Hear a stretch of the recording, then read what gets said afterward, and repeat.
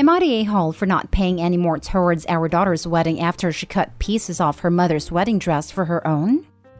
Original post. My wife made her wedding dress with her mother. It's very sentimental to her and she was very proud of it. It was simple but freaking gorgeous. She has always said she would love for our kids to wear her dress at their wedding.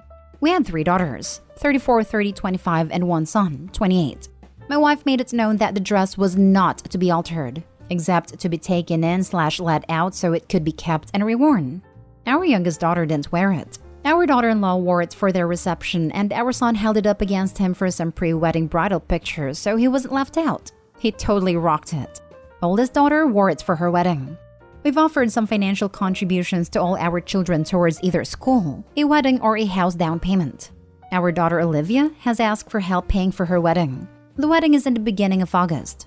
A few months ago, Olivia asked my wife if she could use the dress for her wedding and my wife gave her the dress so Olivia could get it fitted with plenty of time. Tuesday, Olivia asked me to go with her to pay some vendors. One of the stops was the tailor shop for a final fitting and pay the seamstress. Olivia was really nervous, and I figured it was just usual pre-wedding jitters and excitement. The dress Olivia came out in was not at all her mother's dress. It was a completely different dress with parts of her mother's gown added to it. She took the straps, the sash, the train, and the embroidered top skirt and had it added to this new dress. I was befuddled for a bit and then asked what the heck this was. Olivia's reasoning was that she was the last of our kids to get married and there wasn't anyone else to wear it, and she made sure to instruct they keep the original dress to be returned to her. I told her that's not the same. She knows it, and the dress was never hers to do with what she wanted. I asked the seamstress for the rest of my wife's dress and had Olivia tell my wife in person what she had done. My wife was devastated. I have since canceled the payments I made that day and told her I won't be paying another cent to her wedding. She and her fiancé can figure it out. Our youngest daughter thinks I've gone overboard, knowing Olivia planned her wedding with our help in mind, and without it she can't finish paying for everything. Olivia's future in-laws also agreed with that. They can't afford to help and suggested I should pay, and then we just go low contact with Olivia. I've told them both that Olivia took something irreplaceable from her mother for her own vanity. I know we originally offered to help with the wedding, but I think Olivia's actions warrant canceling that offer. Am I the a-hole? Now for the top comments before reading the updates. Not the a-hole. That was hugely disrespectful to your wife. The dress didn't even belong to your daughter. If they can't afford a big wedding without your help, then they can downsize the wedding.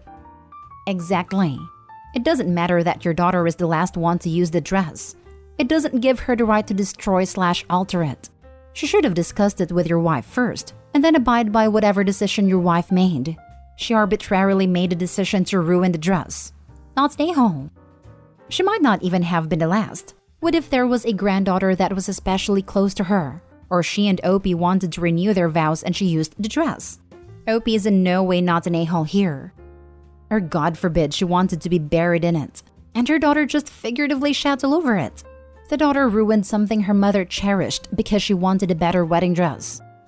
And why the heck didn't she ask? It's because the answer would have been no, and she's damn well aware of that.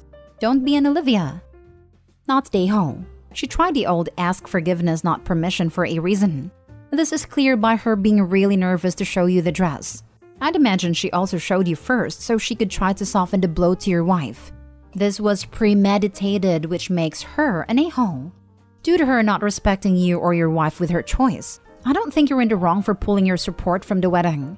Tell her she already has your entire contribution in fabric. Not even an ounce of me thinks this wasn't calculated. The dress may be salvageable, but it won't be the same. It won't be OP's wife's dress and the daughter just doesn't seem to care. She ruined something irreplaceable. She took what she thought was a calculated risk, but man, she's bad at math. Obviously not the a-hole, but the gall of the in-laws. They didn't butt in to be peacemakers for their soon-to-be daughter-in-law. I could appreciate that. No, they just wanted your money and openly admitted by suggesting low contact after. Olivia a-hole, in-laws a-holes, youngest probably just trying to help. You and your wife not the a-holes.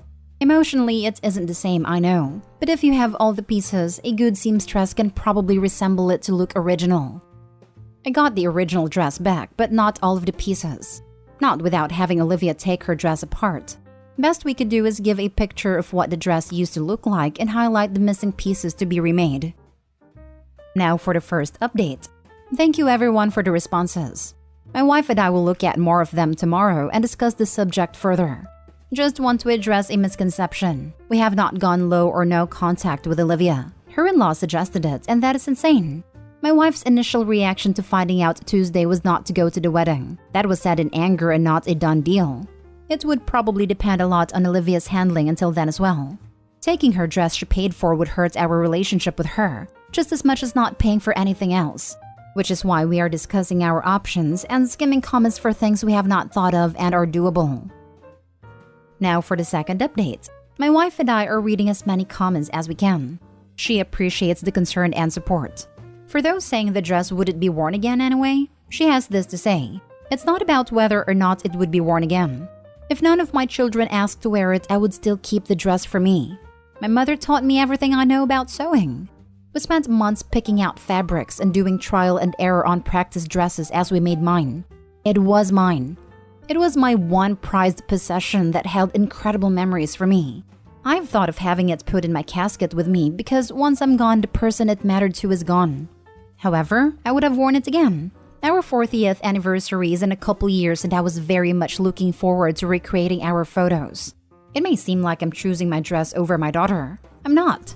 It is her deceit, indifference, and her blatant lack of remorse that I am hurt most by, and having a hard time with.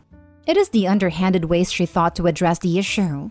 It is the fact she will not apologize and have a conversation with me, but is only worried about the rest of her wedding items being paid for, and pinning it until after her honeymoon. I did not raise her to be like that.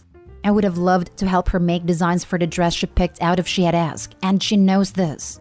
I have never denied her help in her life, nor has our help come with conditions. Today we'll take my wife's dress to the seamstress that has the Franken dress to see what can be repaired.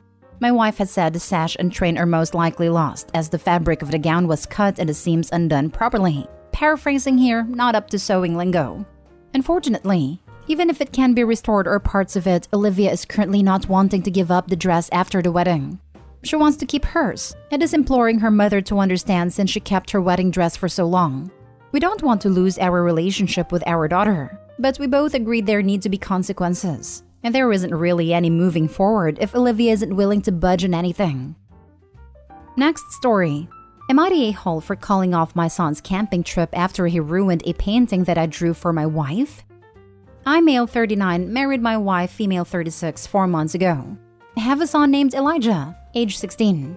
He and my wife have this tension between them that started right after she moved in with us. He complains about how she enters his room all the time and invading his privacy and touching his stuff, but my wife says she's just cleaning it for him. He also complains from being forced to eat what she cooks, but my wife says she's just trying to get him to step away from unhealthy fast food and snacks, and get used to healthy homemade meals. The fighting became constant even before the wedding. Then at the wedding, he complained about being excluded from pictures and food he wanted to have, but my wife said she had nothing to do with it, and that Elijah was looking for something to hold over her head. Now, since we're on summer break and he has plenty of free time, I signed him up for a 2-week camping trip and paid for everything. He was supposed to go next week, but a couple of days ago something happened. It was my wife's birthday. As a gift, I drew a painting for her and gave it to her during dinner. Elijah started laughing for no reason, which made my wife annoyed. She told him he wasn't allowed to watch a movie later that night and sent him to his room. He wasn't happy with us, and he threw a temper tantrum and said he didn't do anything to deserve a punishment.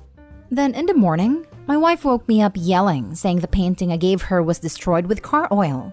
She kept saying Elijah did it. So I went to his room, and he admitted that he ruined it to get back at her for punishing him the night before. I lost my temper with him, then punished him by canceling his trip and taking the money back. He threw another tantrum saying he had to do that after she punished him for no reason, and that it wasn't fair since I promised. But I said it was final. He started crying and called his aunt as a way to pressure me into backing out of my decision, but I refused. Now for the top comments. You're the a-hole. Your son has been telling you for years that your wife is overstepping, being intrusive, violating his privacy, and making him feel excluded from the family. And you did not one damn thing to help him. Instead, you took the side of the person who is treating him horribly every single time. You're an absolutely garbage father, and your son is going to dump you out of his life the minute he turns 18. My wife said was repeated several times. Is Opie even talking to his kid, or just listening to his wife? Since he is sleeping with his wife, I can answer that one for you. You're the a-hole. Your son is still a child and your wife is competing with him. First, she has no business parenting him. That's your job, not hers. Second, if he doesn't want her in his private space, that is his right. She has no right to invade it for cleaning or whatever else.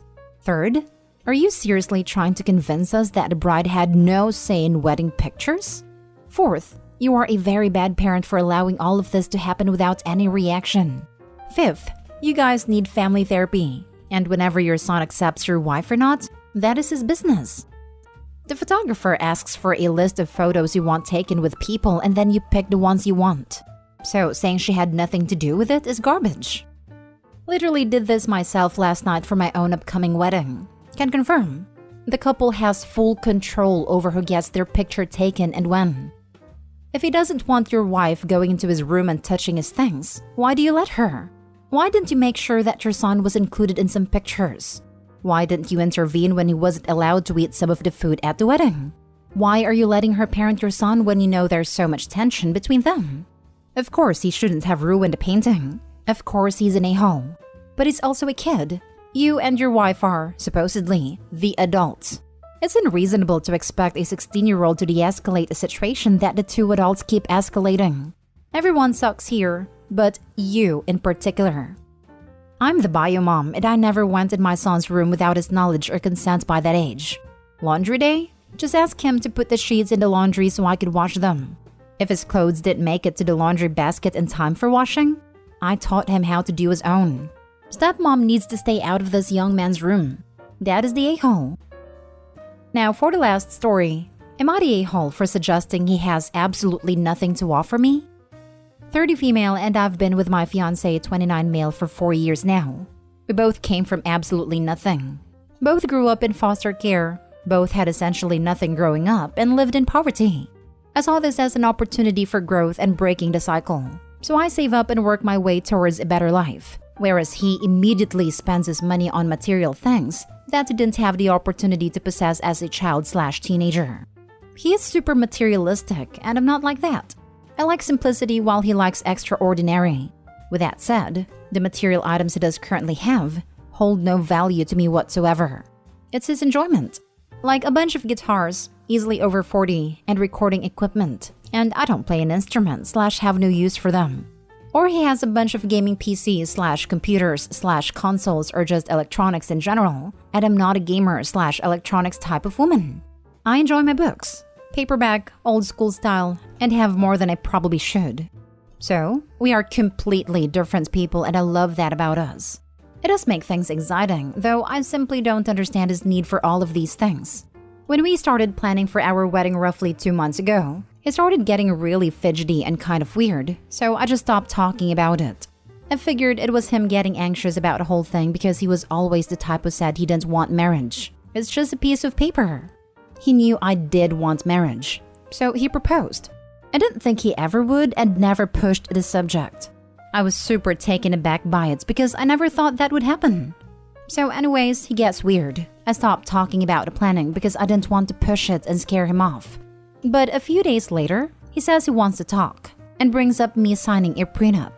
Which that in itself didn't really bother me because, well, to be frank, I have much more than him and it would safeguard me. But then he made a comment, not trying to be a prick I don't think, saying, I don't want to lose all my stuff if we ever divorce. This is what angered me, because, well, now you're insinuating that I'm that type of woman after everything. And knowing that I am a very simplistic person who has no desire for material things. So I get a little heated, nothing extreme, and say, what exactly do you have to offer me in the event of a divorce? Your guitars that I don't want? Your electronics that I have no use for? I don't want your things. He immediately deadpans me and says, I can't freaking believe you would make out like I have nothing to offer. The truth of the matter though is that I have much more to offer financially. I would be the one losing in the end. I have a business, I own my home, I have a hefty bank account, while he has barely $9,000 saved and jumps from job to job. Am I the a-hole for suggesting he has nothing to offer me? So the dude brings the subject up, insinuating you would try to take his stuff, then gets angry when you say he has nothing you want? You are not the a-hole. He absolutely is. And you should consider that a red flag and be on the lookout for more. Those red flags are included in the prenup. She should get the prenup to protect her assets. And at that point where he sees that he gets nothing, he'll probably try and talk her out of it. Prenup, prenup, prenup. Have your attorney in on the making of this document. You need to be well represented because from where I sit, you have the most to lose. And just a guess here, but when he sees your asset list, he will say, "Oh, prenup? We don't need no prenup, babe." Get the prenup, otherwise you're the a-hole to yourself. You might also consider couples premarital counseling and a sit down with a financial planner to help work out how you and he will handle shared financial responsibilities. Good luck. I think you're looking at this from the wrong angle. If you're the saver in the relationship, he will profit from you in a divorce. Get a prenup to protect yourself from his spending. Opie recognizes this. What Opie doesn't recognize is the fact that her fiancé really doesn't want to get married. That is the largest red flag out there. Yes, he never wanted to get married. He proposed out of nowhere and is now manufacturing a big argument that's well known to be a relationship killer. Sounds like he feels trapped and is gnawing off his own foot now. Opie, you need to rethink being in a relationship with someone who doesn't share the same goals/values as you. I don't mean about different hobbies, but you and your partner have vastly different ideas about money and marriage, and your communication needs work too. You're not the a-hole for getting offended by what he said, but you're taking the low road and you need to pull up fast. Get premarital counseling. You need to discuss all the issues you're not on the same page with your partner on instead of pretending it all work out.